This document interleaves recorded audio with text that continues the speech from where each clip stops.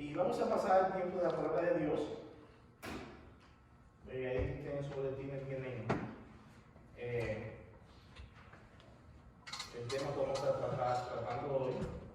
Pero antes les recuerdo que el miércoles próximo no habrá servicio. Y si no, nos reuniremos de mañana en 8 días. Mañana tampoco hay servicio, por eso estamos cerrando. Así que vamos a hablar de Dios. Y quiero que pensemos, ya que hemos visto un poquito de la oración aquí en este video, que pensemos un poco en esto. En la vida cristiana es necesario orar. En la vida cristiana es necesario orar. Pero no solo orar, sino que hay que luchar por la firmeza en Cristo de otros creyentes. Y ese es mi tema que vamos a tratar en esta tarde. Hay que luchar en oración por la firmeza en Cristo de otros creyentes. Claro, también de nosotros. Cuando Jonathan Edwards, es un predicador del año 1500 por ahí, uno de los mejores predicadores en aquel tiempo, predicó un sermón que se llamaba Los pecadores en las manos de un Dios airado, así se llama su sermón que predicó. Había pasado toda la noche anterior a esa predicación orando. Antes de predicar la noche anterior, había pasado toda la noche orando. Mis hermanos, quiero que pensemos en esto. Cuando nosotros echamos un vistazo a la historia cristiana, a la historia de los grandes hombres y mujeres de Dios que dedicaron su vida en devoción, en entrega completa a Dios, algo que podemos ver es que eran personas de oración, personas que hicieron grandes avivamientos en aquel tiempo, eran personas que oraban. Y una de esas personas es Carlos Feynman, que fue un gran hombre de Dios, que dice que este hombre luchó en oración en la presencia de Dios por el éxito de la reunión donde él estaba. Luchó mucho en oración, orando antes de esa reunión donde él estaba, para que hubiera un momento exitoso, en ese momento de avivamiento, de glorificación. Es interesante que tal vez ustedes no saben este dato, pero el presidente Abraham Lincoln, el presidente de los Estados Unidos, dice que ese hombre se angustiaba mucho en oración antes de ir a la batalla de la guerra civil de los Estados Unidos de América. Antes de ir a esa guerra civil, ese hombre se angustiaba mucho en oración, orando. Y es por esto que mi propósito en esta tarde, en este momento, es que nosotros luchemos en oración por la firmeza en Cristo de otros creyentes. Y vamos a ver por qué yo digo esta cosa. Que luchemos en oración por la firmeza en Cristo de otros creyentes. Es necesario luchar en oración por la constancia en Cristo de los creyentes para que sean consolados, como habla la palabra de Dios, y conozcan el misterio de Cristo. Y que así, al conocer el misterio de Cristo, ellos puedan evitar los engaños de los falsos maestros o quienes enseñan cosas falsas. El buen proceder y la firmeza de la fe es la motivación por la cual nosotros debemos luchar en oración, para mantenernos firmes y para que Dios mantenga firme a otro. Vamos a leer ahí mismo en su Biblia, vamos a leer Colosenses capítulo 2, Colosenses 2 y versículo 1 hasta el 7. Escuchen lo que dice el apóstol Pablo, lo siguiente. Dice: porque quiero que sepáis cuán gran lucha sostengo por vosotros y por los que están en la Odisea y por todos los que nunca han visto mi rostro, para que sean consolados sus corazones, unidos en amor, hasta alcanzar todas las riquezas del pleno entendimiento, a fin de conocer el misterio de Dios, el Padre, y de Cristo, en quien están escondidos todos los tesoros de la sabiduría y del conocimiento. En esto lo digo, para que nadie, y esto los digo, para que nadie os engañe con palabras persuasivas. Porque aunque estoy ausente en el cuerpo, no obstante en espíritu estoy con vosotros, gozándome y mirando vuestro buen orden y la firmeza de vuestra fe en Cristo. Por tanto, de la manera en que habéis recibido al Señor Jesucristo, andad en Él, arraigados y sobreedificados en Él y confirmados en la fe, así como habéis sido enseñados, abundando en acción de gracia. Vamos a orar. Señor, te pedimos que en este momento, Dios, que hemos leído tu palabra, Dios, que tú uses este vaso de barro, Señor, para transmitir tu palabra, Señor. Y que tus hijos, que tu iglesia sea edificada por tu palabra, Señor. Y que este tema, Dios, de la necesidad de luchar en oración, Señor, sea una realidad en nuestra vida, Padre. Que tú toques nuestra vida, Señor, por tu palabra. Ponemos todo en tu mano. Cristo Jesús. Amén. Si usted se fija en los dos versículos, los dos primeros versículos, sin duda es bastante notorio en estos versículos que el apóstol Pablo deseaba que los creyentes de la Odisea, aquellos que aún él nunca habían visto, conocieran la gran lucha que Pablo tenía por ellos. Pablo está diciendo a los hermanos: yo quiero que ustedes sepan cuán gran lucha yo estoy sosteniendo por ustedes. Esto no era una lucha física, no se vean como una lucha física, no, sino que era en oración, era una lucha de intercesión por otros cristianos. Así como dice el versículo 1, pues quiero que sepáis cuán gran lucha tengo por vosotros y por todos los que están en la Odisea y por todos los que nunca han visto mi rostro. Pablo dice: yo quiero que ustedes sepan, hermanos queridos, cuán gran lucha tengo yo. Y ese cuán es una forma de maquillar la palabra lucha para decir grandísima, grande, una lucha que sostengo por ustedes. Pablo estaba luchando para que estos hermanos se mantuvieran firmes. Y si ustedes se fijan en el versículo 29, más atrás, ahí en el versículo 29, ustedes se van a dar cuenta de que Pablo usa esa misma palabra, lucha, refiriéndose a la intercesión, a la oración. Él la usa, miren como dice el versículo 29, más atrás dice: para lo cual también trabajo luchando según la potencia de Él, la cual actúa poderosamente en mí. Dice Pablo: yo trabajo luchando según la potencia o según la fuerza de Dios. Esta lucha que Pablo tenía por estos hermanos era por un propósito, tenía algo que Pablo quería. Así que Pablo, desde su primer capítulo, que comienza a escribirle a los colosenses, personas cristianas, desde ese primer capítulo, él quiere que ellos conozcan la lucha que Pablo tenía. Pueden decir también la carga, la pasión que Pablo tenía por esos hermanos. Él quería que ellos se dieran cuenta de que Pablo se angustiaba y luchaba mucho en la presencia de Dios por ellos, por la firmeza de ellos. Y esto era porque Pablo había también recibido noticias de estos hermanos. Y se dan cuenta que dice el texto que había algunos que nunca habían visto a Pablo, o que Pablo no había visto a ninguno de ellos. Aún por esa persona Pablo oraba. De seguro que para nosotros, mis hermanos, para algunos creyentes, luchar en oración es algo como que no es tan relevante. Tal vez te digan, bueno, pero luchar en oración tal vez no es como tan relevante, como tan importante para usted. Como que no tengo tanto interés en eso de luchar en oración.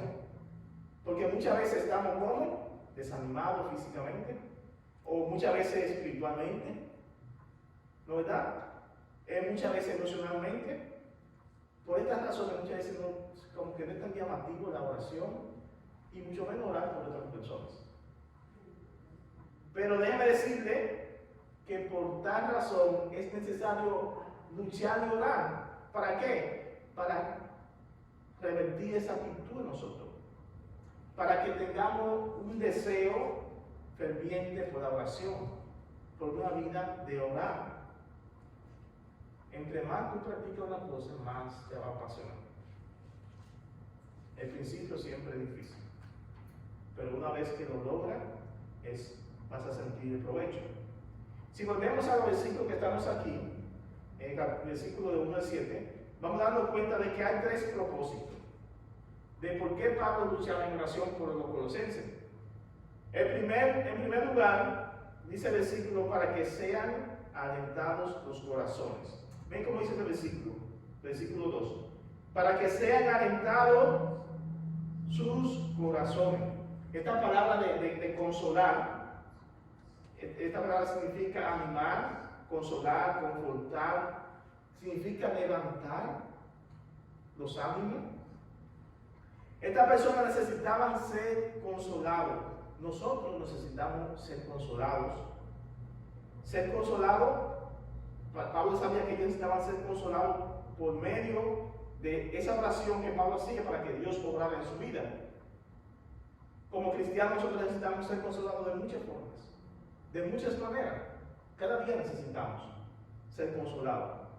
Y esta consolación que Pablo aquí pedía que se manifestara en la vida de esta persona, también se iba a manifestar en un sentido de unidad. Consolación para que también sean unidos, eso lo vamos a ver en el texto.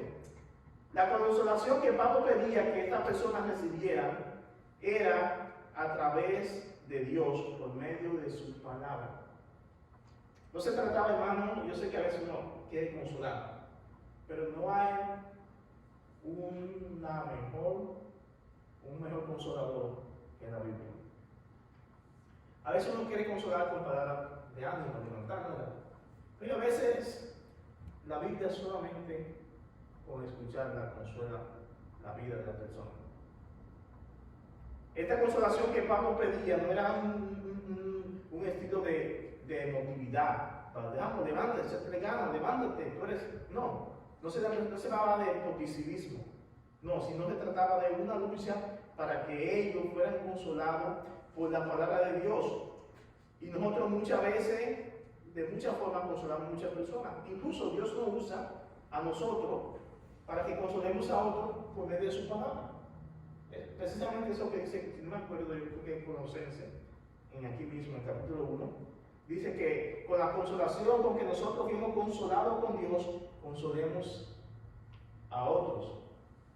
Pablo dice lo siguiente, ahí en 2 Corintios 1, 3 al 4, dice: bendito sea el Dios y Padre de nuestro Señor Jesucristo, Padre de misericordia y Dios de toda consolación, el cual nos consuela en todas nuestras tribulaciones, para que podamos también nosotros consolar a otros que están en cualquier tribulación, por medio de la consolación con que nosotros somos consolados por Dios. Es como progresivo, Dios te consuela a ti por su palabra, para que también tú consueles a otro por su palabra.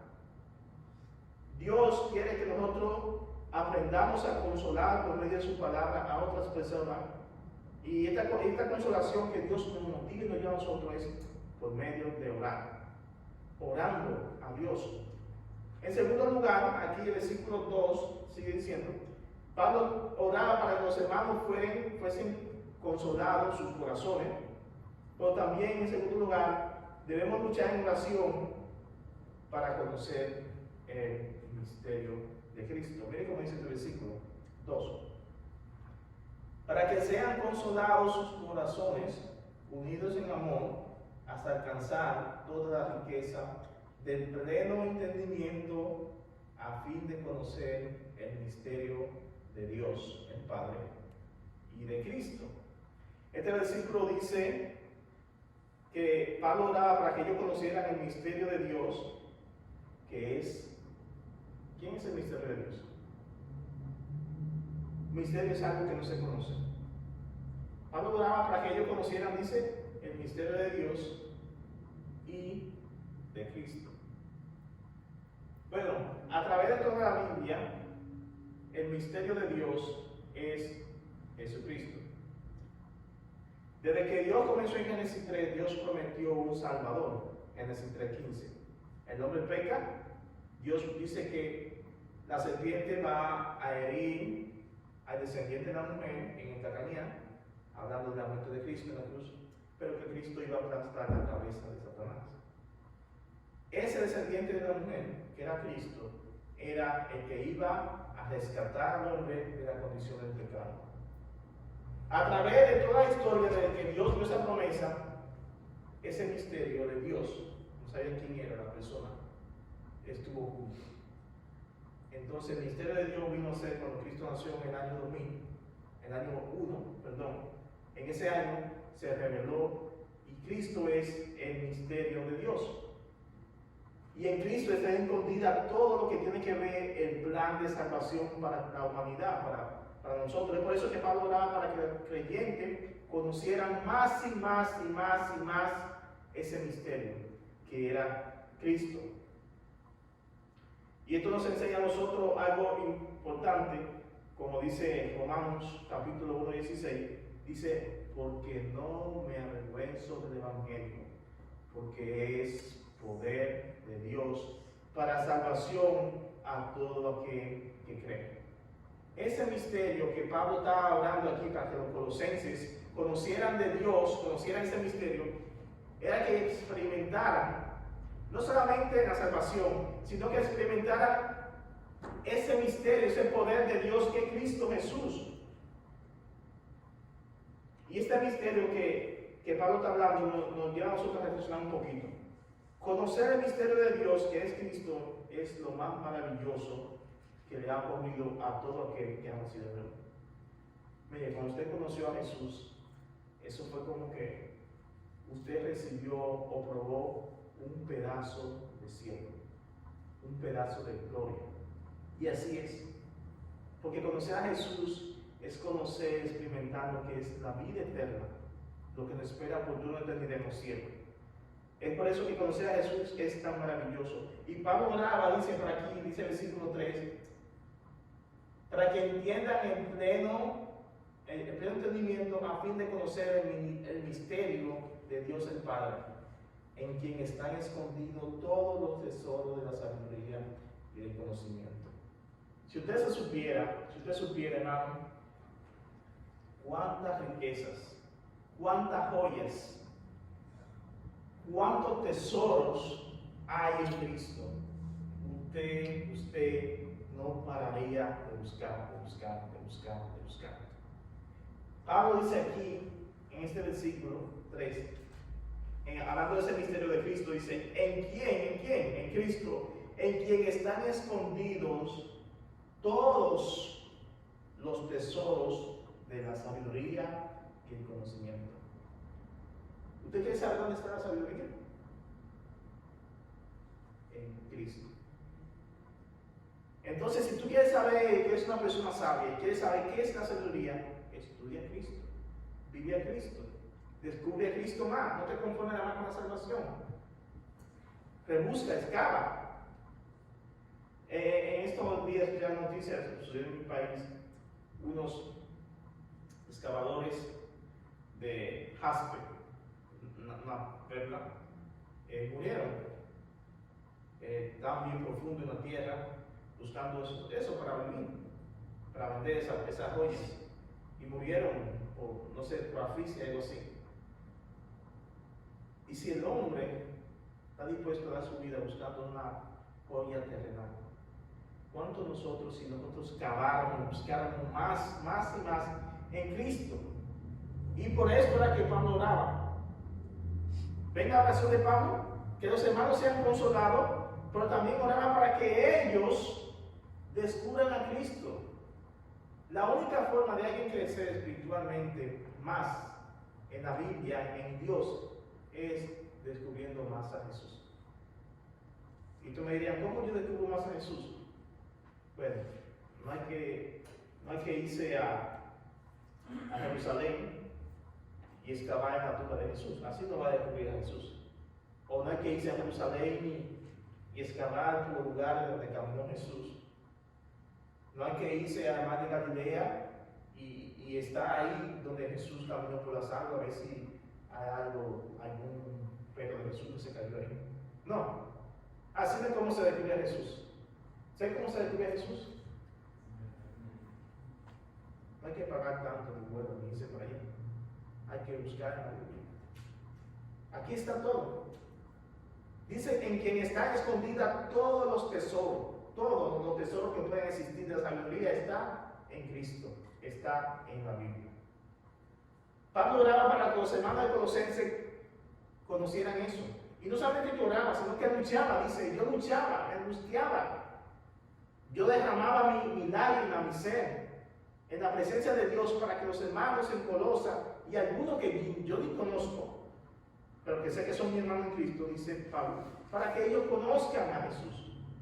Un tercer propósito por el cual Pablo luchaba en oración y por el cual nosotros debemos de luchar en oración es el siguiente. Debemos luchar en oración para que no sean engañados con falsas palabras. Pablo lucha en oración para que estos hermanos no sean engañados con falsas palabras. Si usted se fija, ¿cómo va la secuencia? Primero Pablo dice, yo oro en oración por ustedes para que sean consolados. ¿Consolados con qué? Con la palabra, ¿verdad? Para que descubran el misterio de Dios que es Cristo, en quien están escondidos toda la joya. Y después dice, para que no sean engañados. Miren, cuando usted no tiene esa consolación por medio de Dios, y cuando usted no ha descubrido la joya que es Cristo, usted le quita eso, miren, se queda vacío y el engaño va rápidamente a llegar a su vida y lo va a desviar. Por tal razón Pablo se fastidiaba mucho, y escúcheme la palabra, se angustiaba mucho, él se sofocaba mucho en oración para que ellos estuvieran firmes en Cristo al conocer más a Dios, porque sabía que lo que estaba amenazando no era fácil. Conocer el misterio de Dios, que es Cristo, quien es la fuente de la sabiduría y el conocimiento, protege a los creyentes ¿de qué? Protege a los creyentes del engaño. Saben que en Colosa, cuando Pablo escribió esta carta, en Colosa, a los hermanos de Colosenses, habían algunos falsos maestros que estaban desviando a las personas con algo que se llama el gnosticismo. El gnosticismo era enseñando que Cristo no era Dios. No era Dios, que Cristo era una persona humana. Y también estaban tratando de agregar a Cristo otras cosas más. De modo que habían falsos maestros, y por eso Pablo le está diciendo, su base es conocer a esa joya preciosa que es Jesús. Y él oraba para que estos hermanos no sean persuadidos, engañados por quienes, por esos falsos, por esos lobos rapaces que estaban afectando la iglesia en Colosa. Luchar en oración, la lucha en oración del apóstol Pablo no es algo que solo se ve en el libro de Colosenses. También esa lucha está en Efesios 4:14, que no va a leer por falta de tiempo. O creo que lo tengo aquí, dice Efesios 4:14, dice, para que ya no seáis niños sacudidos por las olas, llevados de aquí para allá por todo viento de doctrina, por la astucia de los hombres y por las artimañas del engaño del error. Pablo también exhortaba esto. Yo creo que ustedes se cuiden de esto, lo que dice Efesios capítulo 4:14, de estos engaños. Luchar en oración, mis hermanos, por otros creyentes, para que estén firmes y crezcan en el conocimiento de Cristo, es necesario en nuestra vida de oración. Y vamos a ver cómo nosotros podemos también luchar cada día. Ahora lo que estoy motivando es que ustedes puedan despertar ese ansia, ese deseo de orar en oración. Tal vez no estamos acostumbrados a orar de esta forma como Pablo. Señor, yo te pido para que tú consueles, para que tú llenes conocimiento de tu palabra, fulanito, fulanito, a fulanita. Tal vez no estamos acostumbrados a orar así, pero deberíamos de hacerlo para que nosotros podamos ver el beneficio que hay de orar. Experimente a ver, porque a veces cuando nosotros oramos pasa esto, miren mis hermanos, y es algo que hasta yo mismo he tenido que intencionalmente poner en práctica en mi vida. Si usted se da cuenta que cuando usted ora en la presencia de Dios y usted intercede más por otras personas, usted disfruta más la oración que cuando usted solamente intercede por usted mismo o por su familia. Cuando usted comienza a orar en oración, y no quiero decir que no oren por ustedes también, pero cuando usted se enfoca en orar menos por mí, menos por lo que yo quiero, por lo que deseo, por lo que quiero que Dios me ayude, y tú te enfocas a orar más por otras personas, incluso por personas que tal vez tú ni sabes, por personas que tal vez están allí en la India, que están en el Medio Oriente, que tú ni conoces, pero tú sabes que hay creyentes en aquel lugar y que están necesitados y que corren peligro. Cuando tú comienzas a orar de esa forma por esa persona, tú comienzas a disfrutar más la oración. Y el tiempo se va tan rápido que tú ni cuenta te das. Pablo oraba y oraba mucho por las iglesias, por las personas. ¿Estamos nosotros orando de esta forma por otro cristiano? ¿Cuánto oramos? ¿Cómo lo hacemos? ¿Tu oración solo se enfoca en tu persona? Luchar en oración por mis hermanos en Cristo es el desafío que Dios nos hace por su palabra. Luchar. La oración nada más es como mecánica en la mañana, antes de irme al trabajo, al mediodía, o a la hora que almuerzo, por la comida, o antes de acostarme. No. También la oración debe ser un estilo de vida. Yendo, apartando tiempo, en todo momento está conectado en la oración con Dios. ¿Saben cuál era la motivación de Pablo por el cual Pablo oraba por personas que ni él conocía? ¿Saben cuál era su motivación? Vamos a ver la motivación que Pablo tenía, versículo 5. Miren cómo dice el versículo 5. Porque aunque estoy ausente en el cuerpo, dice, no obstante en espíritu estoy con vosotros, gozándome y mirando vuestro buen orden y la firmeza de vuestra fe en Cristo. Muchos creyentes tienden a desanimarse cuando están orando por otro. Pero la motivación a luchar, a orar en oración por otro creyente, es la buena noticia que recibimos acerca de estos creyentes por los cuales nosotros oramos. Si usted se fija en este versículo, Pablo aquí estaba orando porque había escuchado buena noticia de estas personas y le alegró. Antes de escuchar la noticia estaba orando, y cuando escuchó la noticia le motivó más a orar por estos hermanos. Por eso dice también en otro versículo, como en el capítulo 1, versículos 7 y 8, ahí nos damos cuenta de que Pablo había recibido un informe de una persona que se llama Epafras. Epafras fue alguien que llegó donde Pablo y le dije, Pablo, mira esta situación que está pasando en Colosa. Los hermanos están andando así y así y así. Y eso como que hizo a Pablo, ¡wow! Pablo como que dijo, gloria a Dios, porque estos hermanos se están conduciendo bien. Estos hermanos por el cual yo he estado orando, miren, me alegra esta noticia que me trajiste, Epafras. Entonces la motivación de Pablo fue la buena noticia que él recibió de estos hermanos. Esto le llenó de gozo. Dos cosas le llenó de gozo a Pablo. La primera cosa fue la que vemos en el versículo 5 aquí. Oír una buena conducta. Pablo escuchó que Epafras le dijo a él de que los hermanos tenían una buena conducta. Eso está en el versículo 5 al final. Dice, gozándome y mirando vuestro buen orden y la firmeza de vuestra fe. Primeramente, Pablo se gozaba porque miró su buen orden. Me dirán, ¿cómo? ¿Buen orden en qué sentido? Bueno, Pablo escuchó de que estos hermanos andaban correctamente y eso lo llenó de gozo. Porque estas personas se estaban manejando, se estaban conduciendo, su vida cristiana estaba andando bien, en línea según la palabra de Dios.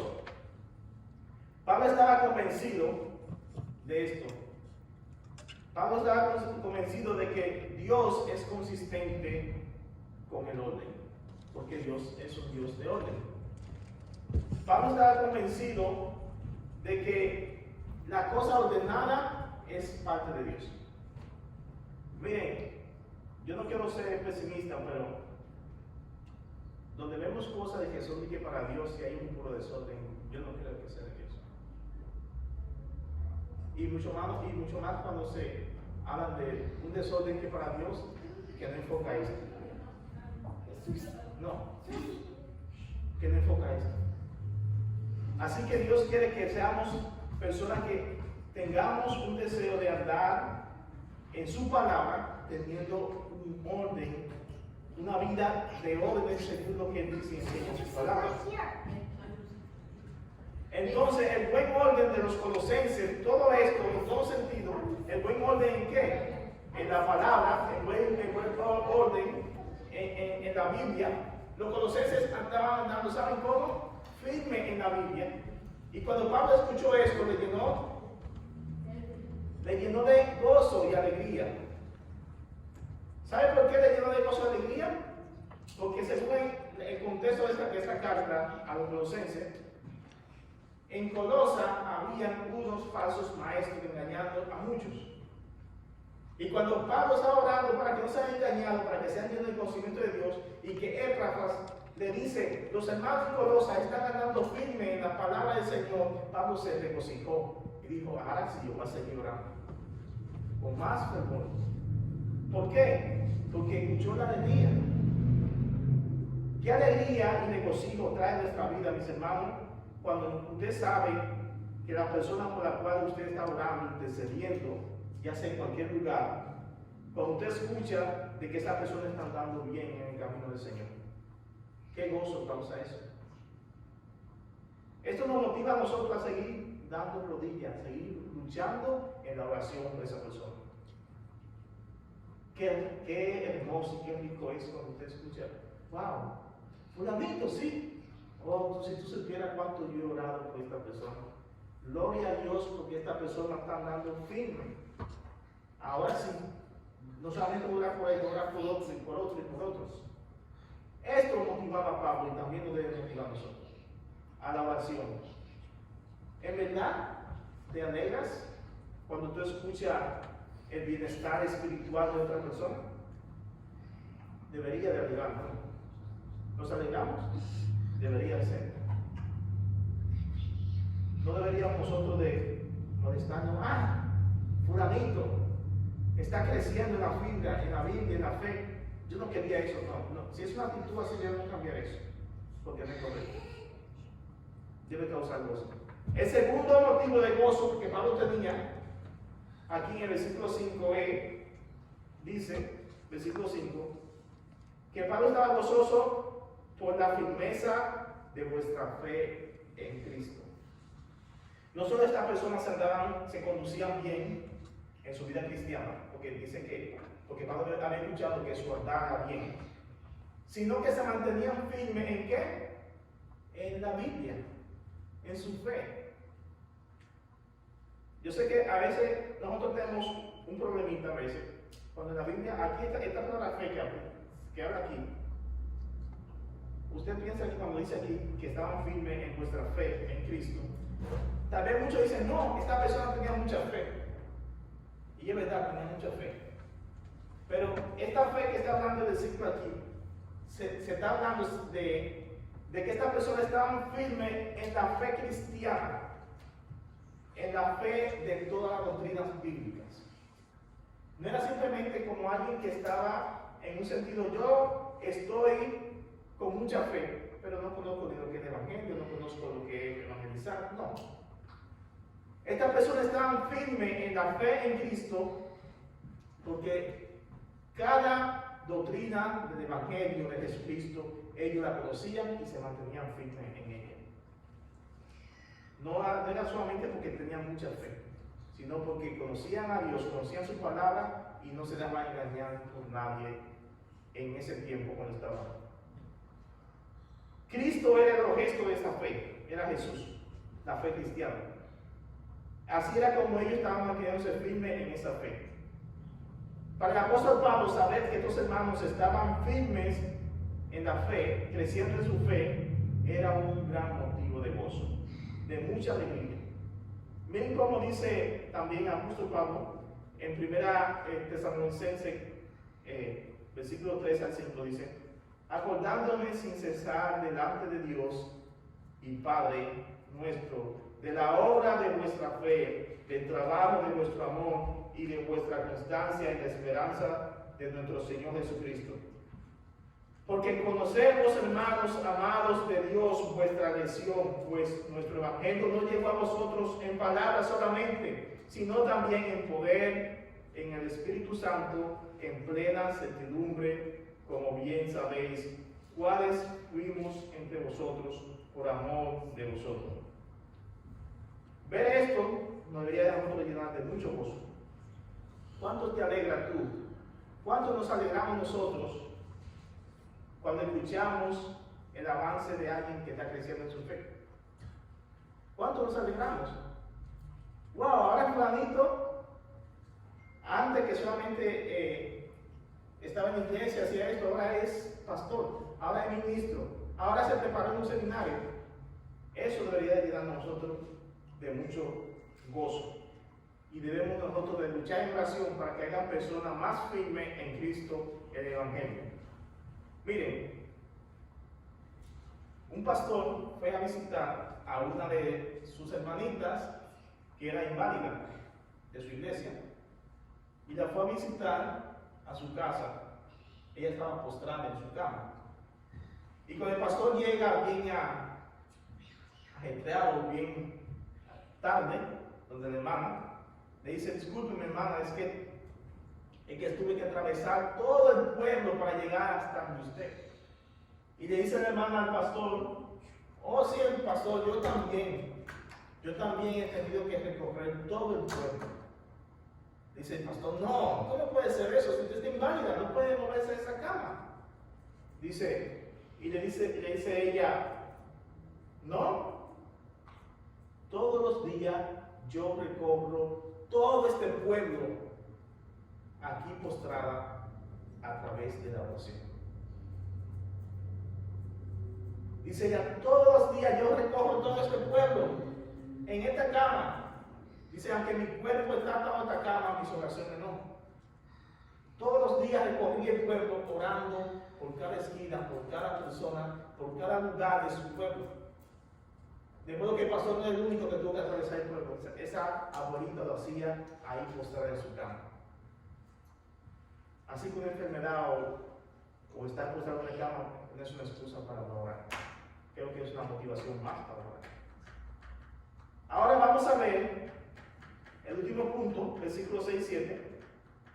Vamos a ver cómo debe ser el andar de un luchador en oración. Miren cómo dice el versículo 6 y 7. Por tanto, de la manera que habéis recibido al Señor Jesucristo, andad en Él, arraigados y sobreedificados en Él, confirmados en la fe, así como habéis recibido al Señor, abundando en acción de gracia. Pablo le hace un llamado a los colosenses aquí de que anden de una forma correcta como cristianos. Dicen: ustedes deben andar de una forma correcta como cristianos. Pablo les exhorta que anden de la misma forma como ellos recibieron a Cristo, que anden de esa forma. ¿Y cómo fue? Ellos recibieron a Cristo como con fe. Lo recibieron con fe, creyeron en Él. Él está diciendo que ustedes deben vivir de esa forma, viviendo en la enseñanza de Cristo, día tras día, en lo que Cristo enseñó. lo cual es la base de la salvación. Vivir en la enseñanza de Cristo, vivir en la fe y en esa doctrina que Cristo enseñó, que son la base de por qué somos cristianos, de por qué somos salvos. Y para Pablo explicar un poquito mejor qué significaba estar firme y andar en la base, Pablo es lo siguiente. Miren lo que dice Pablo aquí. Pablo explica de una forma ilustrándolo como si fuera una planta que estuviera sembrada en el suelo. Y dice lo siguiente. Escuchen como dice el versículo 7. Arraigados, todas raíces pegadas, sembrado, plantado. Y luego dice, edificados en Cristo, confirmados en la fe. La forma de cómo ellos debían de andar debería ser que ellos debían de permanecer en las doctrinas de la verdad. Ellos deberían de ser adoctrinados. Todo esto se refiere a las enseñanzas de las sanas doctrinas. Las sanas doctrinas de un creyente, la cual es la base de un sano crecimiento. Miren, en la vida cristiana se puede crecer, bueno, una sola forma se crece. Una es crecer sano, una es crecer enfermo. En la vida cristiana se crece sano cuando tú creces en la vida cristiana firmes en la Biblia, en las enseñanzas, en la doctrina que Cristo enseñó. Tú creces mal cuando por razón X o Y tú te desarrollas como cristiano y fuiste enseñado en el error, en la mentira, en el engaño, de modo que tú creíste cosas que no eran bíblicas, que no eran del Señor, no eran verdad, y ahora tú eres un cristiano maduro enfermo. Por eso Pablo hablaba para que ellos fueran creyentes firmes, que crezcan, pero en la sana doctrina. Toda persona, iglesia, que se debía de andar en esta base de la fe en Cristo y sus enseñanzas, está en el error y no está andando bíblicamente, no está honrando a Dios y agradando a Dios. Por más ministerio y cosa que haga para Dios, no está correcto. Lo importante no es lo que yo hago para Dios, sino si lo que yo hago para Dios lo estoy haciendo como Él pide que lo manden que lo haga. Si lo que yo estoy haciendo para Dios no es como Él lo pide que lo haga, de verdad está mal. David quiso construir una casa para Dios. ¿Le saben? Un deseo que tuvo. Quiso construir una casa para Dios. Incluso un profeta le dijo que Natán, haz lo que esté en tu corazón. Y ese mismo Dios le habló al profeta Natán y dijo, no, dile a David que no haga nada. Dice, David, yo te escogí a ti de bregar con ovejas y te he puesto como rey para que gobiernes Israel y para que luches, pero tú no me vas a sacrificar a mí. ¿Por qué la razón? Porque Dios dijo, tú has derramado mucha sangre y por tanto tú no vas a edificar una casa. La edificó Salomón. Él tenía una intención, pero la forma correcta no era esa. Él lo sabía, pero Dios le dijo, no es así como yo quiero. Debemos también estar correctos en esto, de que nosotros debemos andar bíblicamente. Escucha lo que dice John MacArthur, con esto termino. Dice John MacArthur, andar en Cristo se refiere a la vida diaria del creyente. Andar en Cristo es vivir una vida que sigue el ejemplo perfecto. Andar en Cristo es una vida que sigue el ejemplo perfecto de Cristo. El desafío que Dios hace a nosotros por medio de su palabra es el de luchar en oración por nuestros hermanos en la fe para que sean firmes en Cristo, rogando que ellos conozcan esa joya preciosa que es Jesús, que profundicen más en Él y que su vida sea una vida de unidad en la palabra del Señor. Ahora, ¿qué reto vas a asumir usted y yo en cuanto a la oración? ¿Vas a orar más? ¿Vas a luchar por otros en oración? ¿Cómo está tu vida de oración? ¿Qué reto asumirá en cuanto al andar como cristiano. ¿Cómo vas a cambiar tu vida de hoy en adelante y proceder cada día como cristiano? ¿Cómo? El reto que Dios nos hace es que vivamos una vida firme en oración, luchar por otros cristianos, como dice este versículo que acabamos de leer. Pablo dice: quiero que sepan qué gran lucha tengo por todos vosotros y por los que están en la Odisea, para que sean firmes en oración, sean firmes en el conocimiento de Dios. Así que Dios nos ayude y que este texto nos desafíe a nosotros a orar, pero saber a cómo orar. Que oremos más si no estamos orando. La oración es intencional. Yo sé que si uno no se dedica a orar, no va a orar. Pero hay que orar y orar de esta forma, para que los hermanos sean consolados, para que crezcan en el conocimiento de Cristo, esa joya preciosa, para que así no sean engañados por falsas doctrinas, y también para que anden firmes